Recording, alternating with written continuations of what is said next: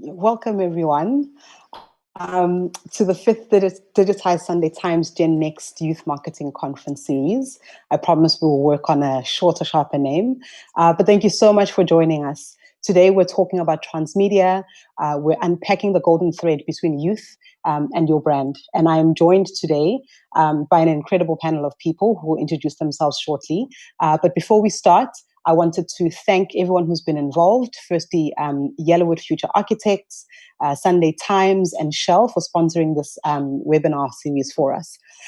So before we even get started and introduce everyone, I really think it's quite critical. If you happen to have load shedding, make sure to have downloaded the 2 resource links we have for you. I'll remind you again, you can find them in the webinar link. Right. So let's get talking about transmedia.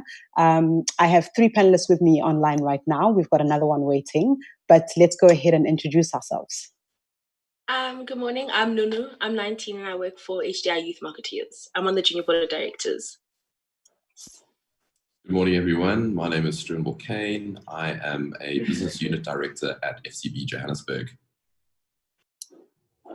Good morning, everybody. I'm Beryl Traore from Love Life, the Head of Programs and Operations there. Wonderful. Thank you, everyone, for joining us. I think your time is incredibly precious. So let's get started. Nunu, we talk a lot about storytelling and youth.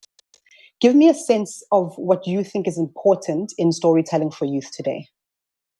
I think remaining true to your message and keeping consistent with it. I think a lot of brands land up sticking to something because of a trend and land up forgetting that they've committed to a certain idea, have committed to a certain set of morals, and lose them along the way, and therefore lose their youth following or lose their value to the youth. True, I get you. Beryl, I think it's quite interesting that Nunu starts off with the idea that you have a story to tell. Now, Love Life is probably one of the longest serving youth brands in the country. What does that steer for your brand, and how do you keep it true?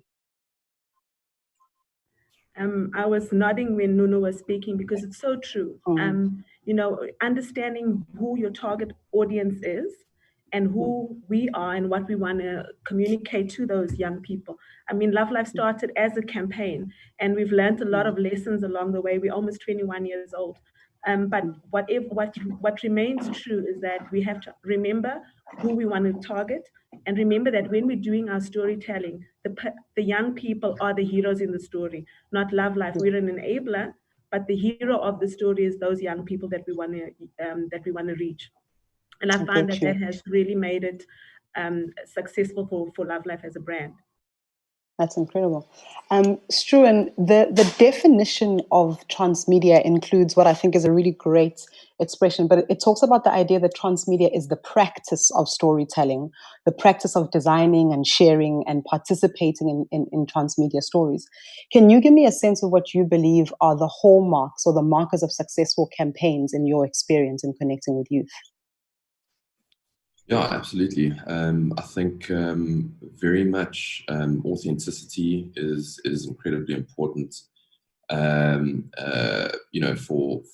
For me, it starts with having a universal insight or idea, one that's not sort of reliant on a TV script or predefined media channel. It's something that can transcend the defined channels and ideally be media agnostic, essentially. I get you. Now, I'm going to add one of our final panelists, Lasizwe. I'm going to put you on the spot, and I'm going to rattle you a little bit. So welcome, firstly. But there's the word authentic has been used a couple of times in everyone's conversation to date. As a brand yourself, what is this notion of authenticity? What does it look like? How do we know when a brand or person is being authentic in storytelling? I think, hi everyone, before I even start answering, how's it? I know that you guys are early, the queen's never late. So, coming back to your question, how do we know if a brand is being authentic? Where English, let me get it correct. It's fine, it's a tricky word for everyone. It's a tricky word for everybody, but authentication goes hand in hand with consistency.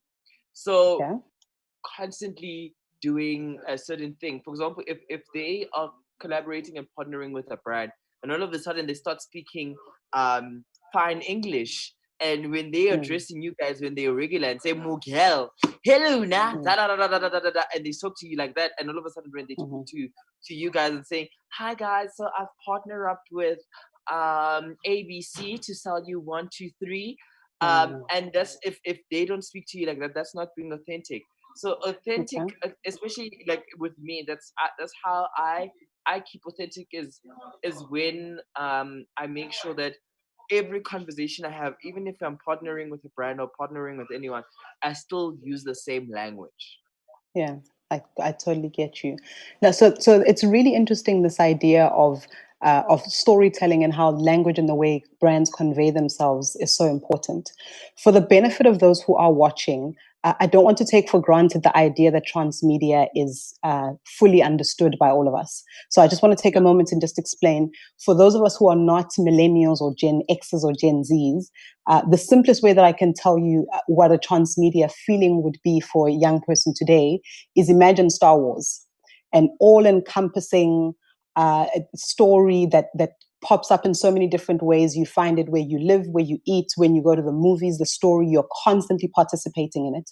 And that's the ideal when we talk about transmedia and being able to build stories with and around young people.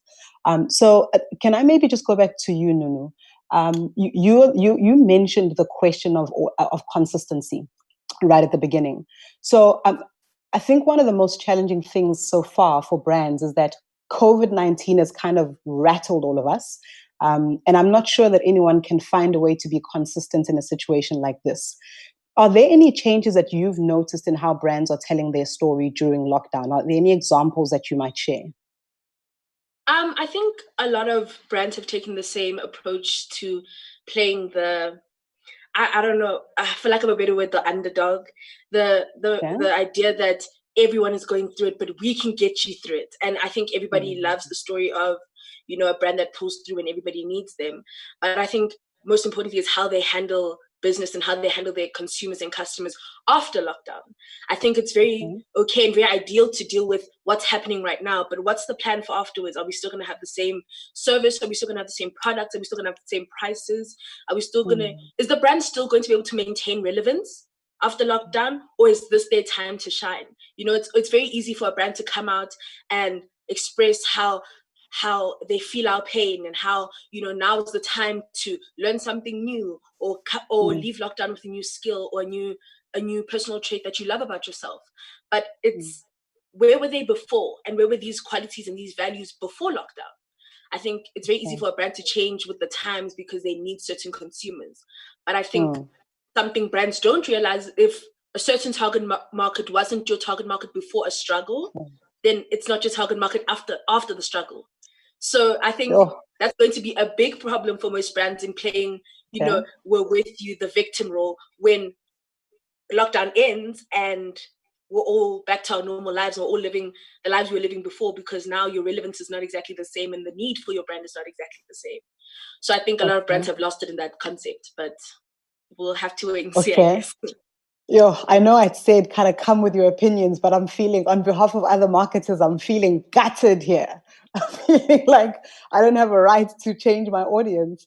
I'm sorry. Perhaps, no, it's okay.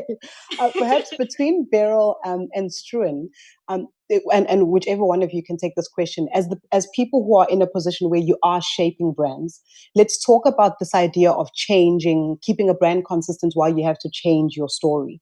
How do you go about incorporating storytelling into marketing campaigns? Because we know objectives drive what you do, but clearly, as Nunu so articulately expressed, it's not as simple as just going, here's what the context is now and let me switch my plans.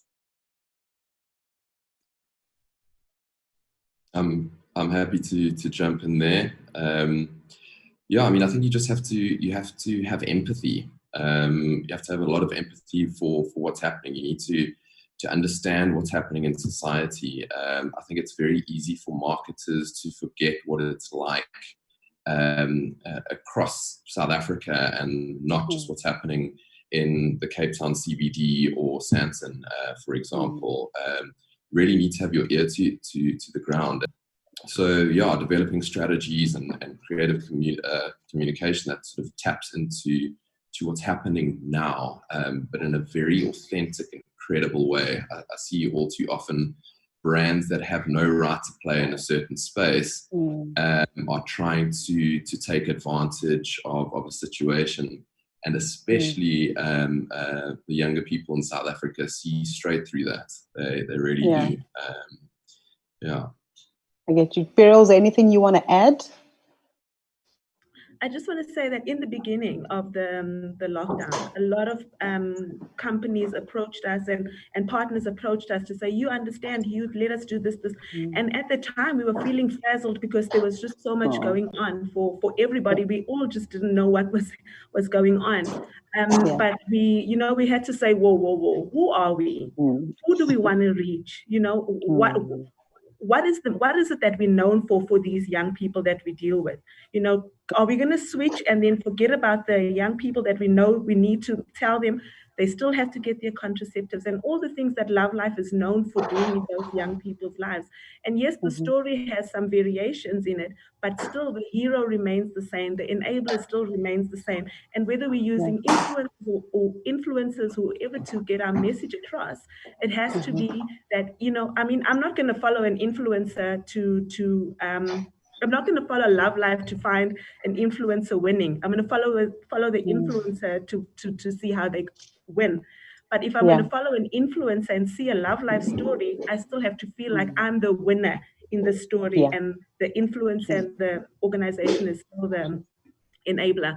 And I think at the beginning, we just really had to say, whoa, young people have 99 problems. We don't want to be one. We want to be the solution to those 99 kind of thing.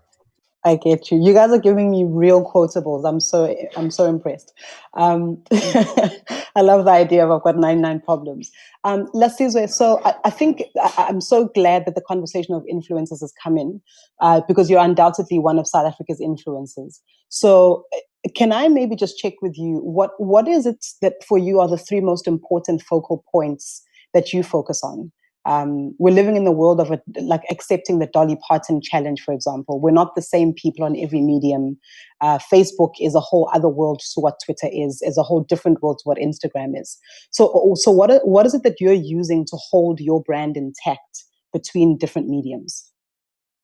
I think it's you mentioned something about the different platforms. Facebook for me is more family orientated. Twitter is where if you want to be controversial or push a conversation, and Instagram is a lifestyle app. So this is where now you divide all of those apps into the different brands that have contacted you to collaborate with them. So what I do as an influencer is that I sit down and assess the brief and find out that what exactly do you want to get? Do you want to get engagement? Do you want to push conversation? Or do you want to push awareness? So between those 3 modems, you then if you give me in the brand, you say that, okay, cool, I want to push conversation, I would then resort to Twitter, because I know on Twitter, Lasizwe breeds and he trends for whether it's the right reason or the wrong reason. If Lasizwe does this, all of those things happen. So then if I plug in with a brand, then you'll say that, okay, cool, I want to push conversation about the latest camera spec on my phone, and then we push conversation about that. But if you want to showcase a lifestyle and you want to show the beauty of a product, the best place for me is Instagram. And as an influencer, I think it's very important for other influencers to know their market and know where is the strongest social media presence. Because influencers tend to be like, okay, cool, put it on all social media platforms. And then when they get a backlash on it, then they don't know what to do or answer for it. Rather prevent than find the English. Rather prevent, rather present than try and deal with it afterwards. And then now you need to find problems and solutions. So it's basically just studying your market and knowing the platform that you're most good at and what people love you for on that platform. This is the space that's not being driven by the biggest spenders in advertising, the biggest spenders in media. I'm interested to know how do brands begin to integrate this thinking? Where does a brand start? I mean, that's a very good question, and I think it's a fine line between getting it right and wrong. And again, I think it really begins with understanding what's really happening in society. So engaging with your target audience and not assuming that you know what your target audience will want. Just really having your ear to the ground on what's happening. I'll reference one of the campaigns that we recently did for Coca-Cola over summer last year, where very much we sort of engaged with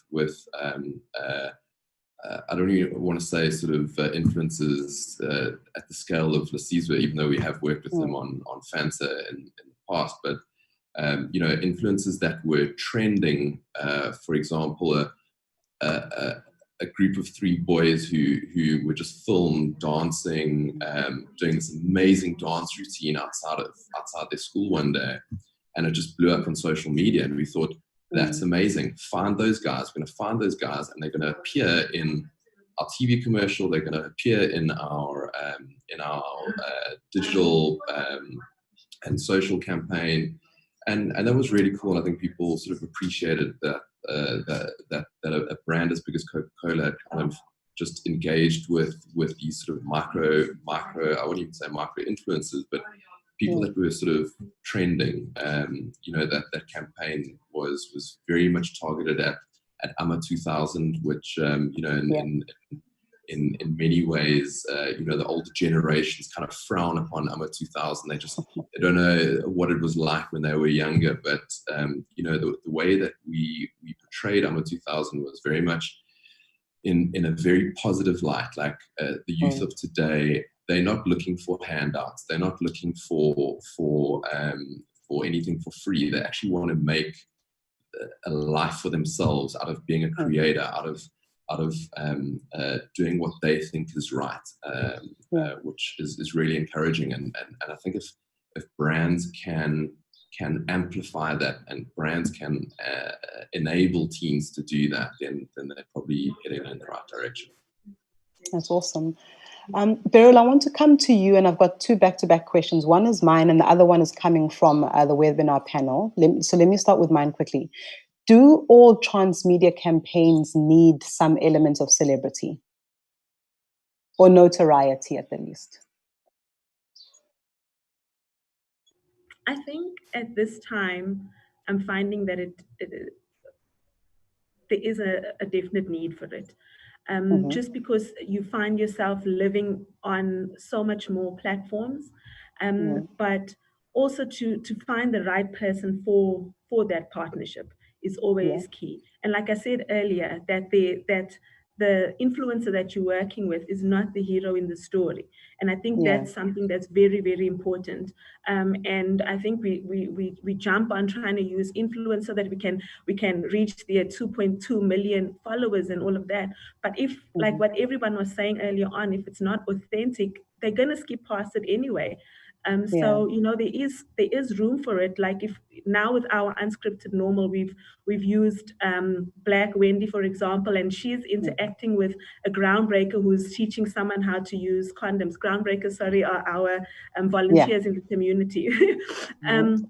But that conversation is happening, and then Galactic and his girls Tsepo and Gladys singing about the services that Love Life provides and all of that. So it's important because it allows us to reach the people that wouldn't normally just come to Love Life, but they're finding us in other spaces, but also most importantly, they're finding why they need us or want to associate with us. That's really great. My next question for you is coming from our webinar participants. So this is from Maggie Matlala. She asks, do you, in your view, has Love Life developed a solid reputation for delivering on these type of challenging celebrity-driven campaigns? Oh, I think you might be struggling to hear me. Can you repeat? Yes, can you repeat that? Sure. So Maggie's asking, has Love Life developed a solid reputation for delivering on these type of challenging celebrity-driven campaigns?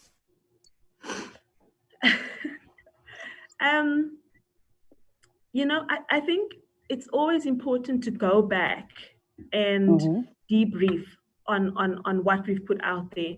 And sometimes it doesn't work, and it's not the celebrity. It's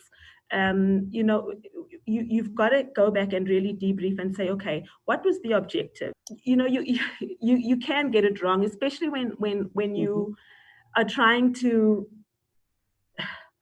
be something that you're not. And I think that's where in the past, that's where I've found that in some of the campaigns that we've done in the past, where we did use celebrities and it was celebrity driven, we didn't get as much the kind of feedback that we were hoping for. But I think it's important to answer the difficult questions as a brand or as an organization, to say, what was it that didn't work, and make sure that we quickly adjust and make sure we don't make the same mistakes. I don't know if that's answering the question, but no, it's okay. Maggie, let us know if she answered your question. If she didn't, then we'll just lambaste Beryl and never invite her again. I tease. I tease. So there's also a question for Lasizwe. It doesn't tell me who it's from, but Lasizwe, there's a question here about the similarity of longevity and celebrity influences in working with brands. Typically are working with brands that are very well known to their inner circles.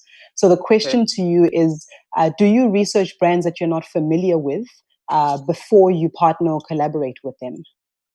So before I answer your question, guys, I just experienced load shedding in my area. So so we'll probably lose you. If I do cut, because I'm now plotting myself from my phone and I'm literally on like 5%. Okay, so to answer your question, I do research the brand, because brand alignment is the most important thing, especially with me. Like, I don't want to work with brands that, all of a sudden it's not aligned with my brand, like, and then after that they're like, let's see, but we know you that you don't like pink socks, but here you are saying, why the pink socks? So it's important for you as a brand to genuinely research the brand and like the history, what they do, how they work. Because another thing, I work with synergy, I work with energies, I work with I like all the brand managers that I've worked with, like I have them on my WhatsApp, and they can tell you that I'll be like, girl, so I saw that you are releasing the Kentucky. So listen, girl, I saw that. Okay, cool. And that's how the establishment of the relationship happens. I mean, right now I'm working with the biggest brand. I think it's not the biggest, it's the biggest brand. I mean, I've worked with Fanta, and now I'm working with Samsung. Right now, like, there's so many different channels of communication, and you need to know all of those, because now you need to communicate with this person, you need to communicate with this one, and you need to build a relationship so that because brands, one thing I love about brands is that they have a human element to it, because at the end of the day, behind a brand is the brand manager who's human. So you'll find that you'll be like, girl, so with the research that I heard, and I found out, I think if you do A, B, and C, this is the impact and the people you will reach. And if you do 1, 2, 3, 4, 5 like this, and this is the place that you're going to reach.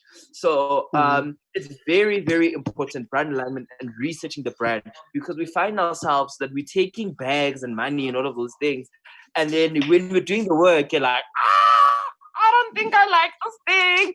And then now it shows in the content that you're making that you don't like this brand. And the thing is, people are not dumb. People are not stupid. Because when the campaign is done, because like, you love the brand, you're supposed to use the brand after the campaign is done. When the campaign is done, you're going back to your old self. It's like, prime example, I used to I can't say the name now. I used to use the rotten apple phone, but now, because I'm working with this brand, and I love it, because now I'm in love with it. So after the campaign is done, I'm not now going to go back to the Adam and Eve plant. I'm staying, and I'm going to be there, because it's because I love my brand. Do you understand? So it's a bit of a tricky. You understand? So it's that. I do. I think we might have lost Lasizwe. Load shedding conquered us. But thanks for that. I do love how in Lasizwe's world, all brand managers are women. I just want to go to Nunu quickly. So Nunu, the conversation we've been having about involving young people and whether or not they should be a part of this. What is your sense? If Beryl says that celebrity is still an important part in the storytelling, as a young person at the receiving end of these campaigns, do you agree with that? To some extent, yes. And I think this comes in when brands are too okay with burning bridges with the consumer. Ooh. And to expand on this, I'd like to say that, it's very easy for a brand to say something and not uphold it. So as youth, yes, we consume your product. And yes, it may have changed my life. But if the morals and the story and the celebrity behind your product does not align with me personally, or does not align with my morals or my beliefs, I'm definitely not using your brand again, no matter what it does for me. I think it's very easy for people to think that the youth gets lost in the idea that, my skin is clearing up. This is the brand for me.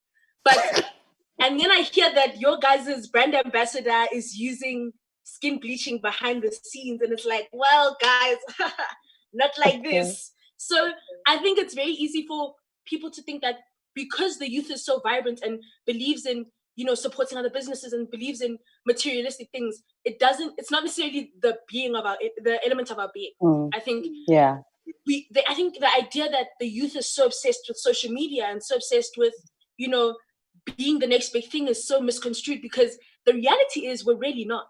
I think we have, as the generation, have a silent agreement, if you will, that no matter what happens, at the end of the day, your morals are more important than 5 million followers.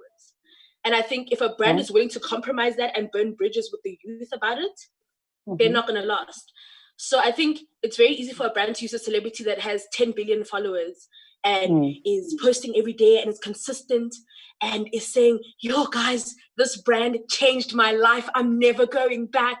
And they don't. But 2 weeks later, that celebrity is involved in a scandal where they were caught coming out of a skin bleaching treatment, or they were caught using Dove when they said they were using XYZ. So it's the fact that brands are okay with having that image, to me, doesn't sit right personally. I don't know about, obviously I try my best to cover all bases, but I think the minute a brand is okay with losing followers or losing support because of a split-second decision they made to fit the scene they were in, everything is lost, because that's not the authenticity of the brand, and that's not what they stand for, and that's not what it is anymore. So seeing a brand fall apart like that is a very big aspect of supporting it. So I think that's where celebrities and influencers can go very wrong. But I think if you pick a celebrity that aligns with your brand and shares the same message and genuinely believes in the things you do, then it can be a magical combination. But I think it's also sometimes the chemistry between the influencer and the brand, or the celebrity and the brand. If you don't have chemistry and they align with your brand, it's very easy to just slap someone on and move on. But we can see it, and it's very easy to lose authenticity points over someone who's not really passionate about something you're doing. So I think that answers your question. No, it completely answered it. I'm very glad that you're on my side. Let's be clear, because I would be terrified to be on the receiving end of some of your analysis. No, I think positive criticism. No, of the brands. No, I totally agree with you, and I'm really glad you're being honest and you're being upfront about it. But you raise a really interesting point about the involvement of young people versus the involvement of celebrity. And Stu, and I want to throw a question to you that's coming from our webinar participants as well, from Refilwe. So she asks, an important part of authentically connecting with the youth is ensuring that they exist and are heard within your organization. Have you seen any change in the makeup of your client teams and your creative teams in response to youth being such an important audience? Yeah, great question, and the answer absolutely. I mean, from even just from an agency perspective, I mean we have an amazing talent pool. Certainly from a youth perspective, we have a graduate program. We work very closely with an institution in Johannesburg CBD that we attract all of our graduates from, and predominantly girls. You know, when it comes to developing campaigns that are targeted at teens, there's very little use in, just to be perfectly honest, I'm 37 years old, there's very little use getting, you know, maybe a creative team my age to work on a campaign that's targeted at the youth. So we tend to pretty much on every brief, even if we do have a more senior creative team in a mentorship position, we'll always involve a younger team that, you know, I spoke a lot about having your ear to the ground, really understanding the real consumer, not just the people that we see on the streets in, you know, in high-rise buildings. And that's always really, really important. So, I mean, to be perfectly honest, the AMA 2000 insight that I mentioned earlier, that came from a 24-year-old graduate that had started at the agency probably 8 months prior, of course, working with a more senior team. I get you. So Beryl, I think the Love Life brand is a really interesting one because unlike other brands that have almost had to turn themselves into youth brands, Love Life has always been a youth brand. It's never really had a choice because the issue is always sat with young people. Is there a reflection of that in your teams? Are there young people in the organization doing the work aside from the groundbreakers? You know, we learned early on that the people who are creating content or doing our social media or coming up conceptualizing campaigns have to be young people. Because sometimes we think, oh, we're young at heart, and we like, and then you throw out an idea and you see them and then you're like, okay, you know, so it's nice to have that kind of interaction right there. And it's young people creating for young people. And when Nono was speaking, I was just, you know, like I'm in agreement with so much of what she's saying. And at the end of the day, because Love Life is who Love Life is, and we've been this Love Life for 21 years, it doesn't only stop with what we put on our social media. It can't, because our organization is the youth organization, a leader in youth health promotion. That's our vision. So whether it's our groundbreakers and our staff at Love Life, whether they're in the creative team or not, whether it's our general assistant, we all have to know what Love Life is about. We all have to know what campaigns are running. We all have to be on the same page, because at the end of the day, our groundbreakers and our staff belong to families who belong to communities, and that's how we're going to grow the story. So we can't be pushing out a story that we're not living. We don't even understand the story. And I think that's been one of our huge strengths, to make sure everybody, we even call ourselves Love Lifers, because we've got to live that brand that we say we are part of, whether you're 60 years old or whether you're 25 years old, chuckling when Beryl says something. I totally get what you mean, and thanks for letting us know that, because I think it really is a challenging time, especially with the levels of youth unemployment, when we're sitting with youth being the largest population not only in this country but in the world, actually, to see the shape of organizations not necessarily reflecting that, and then we're having conversations about storytelling and finding a link between us and young people.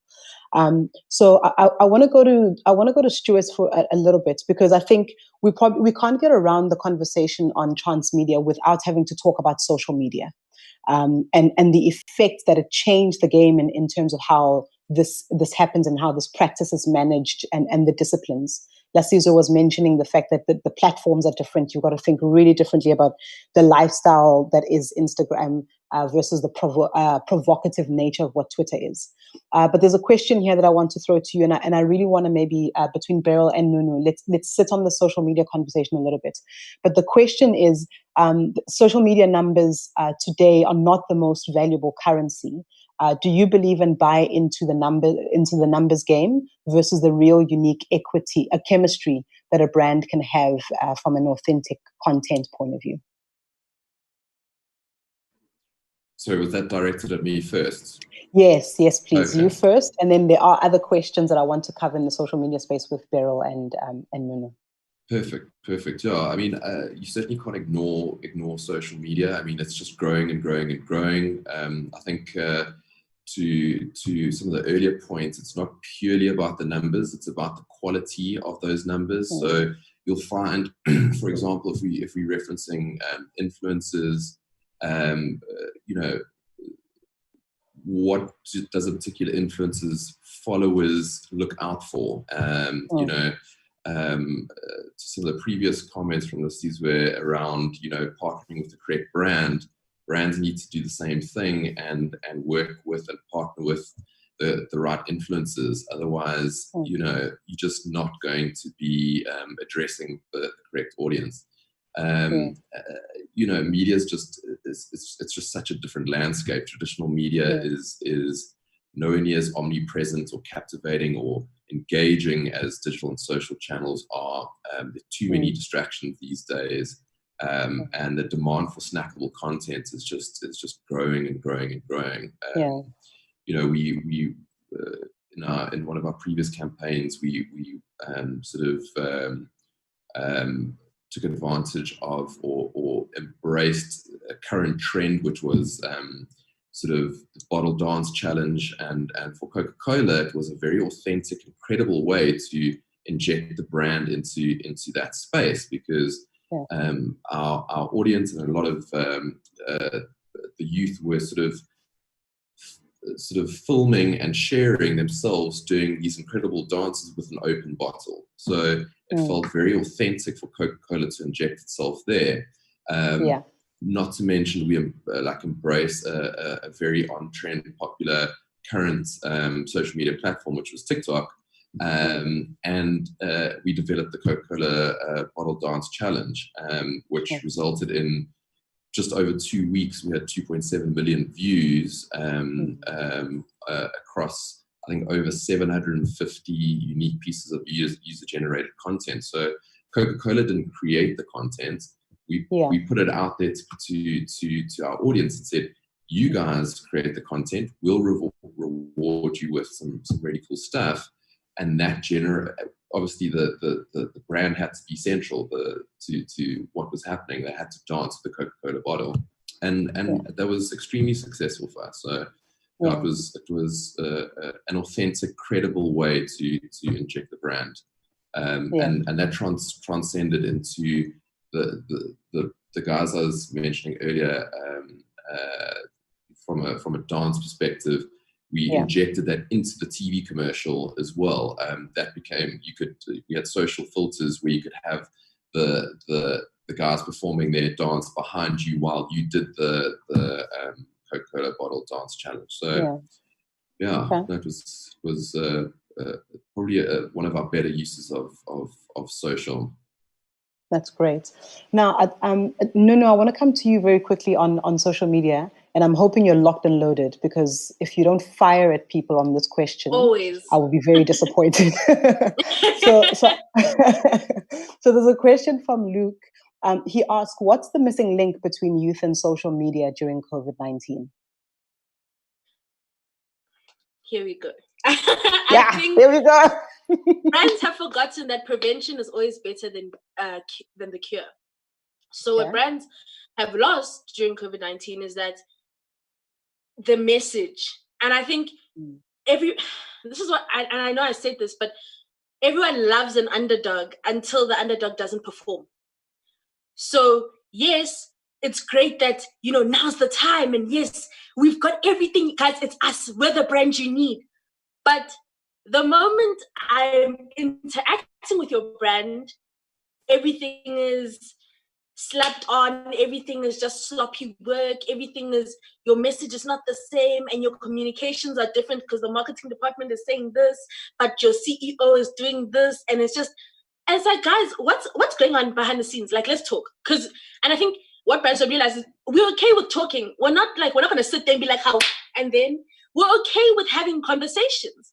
As a brand, we realize that, you're not you are a unit, yes, in terms of presentation, but realistically, there are 400 people working on one image to say one message. And realistically, that doesn't work.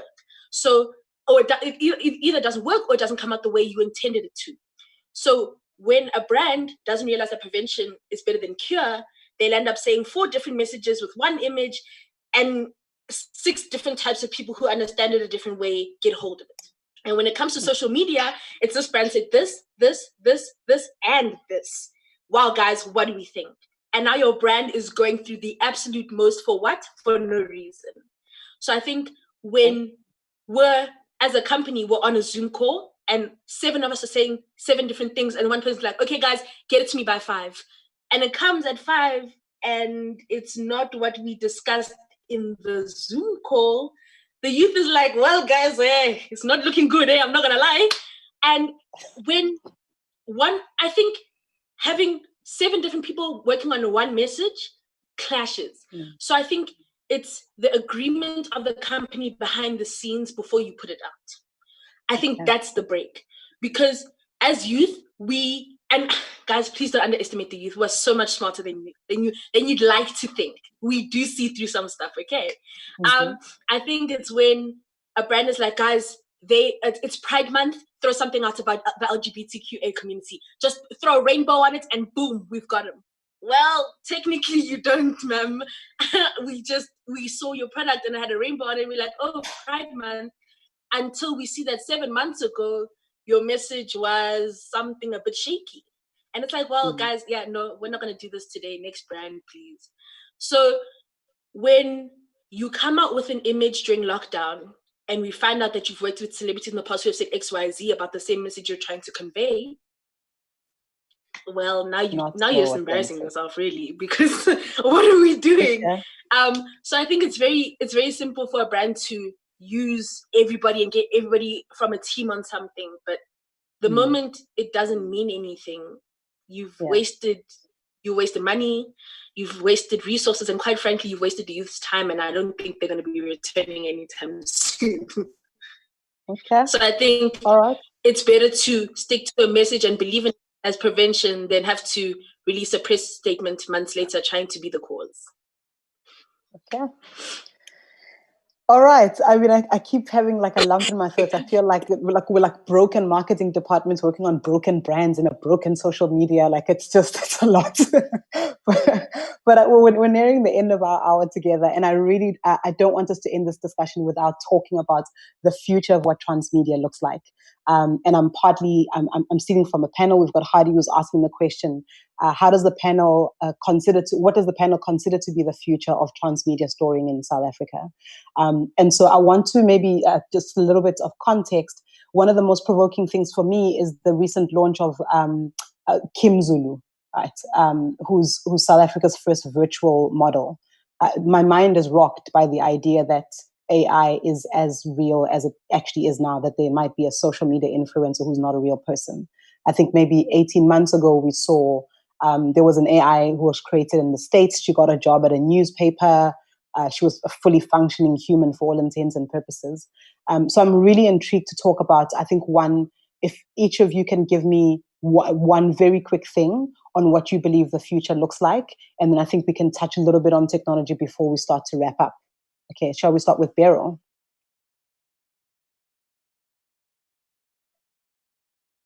What the future looks like. I think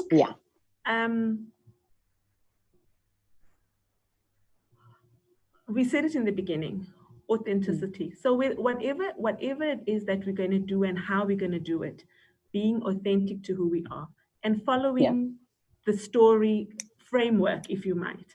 You know, so whatever happens, to just remember that when you confuse people, you lose people. And to just constantly have that in the back of your mind, whatever comes your way, you know, to say that this is what we want to communicate, this is who we are, and these are the people we want to communicate to.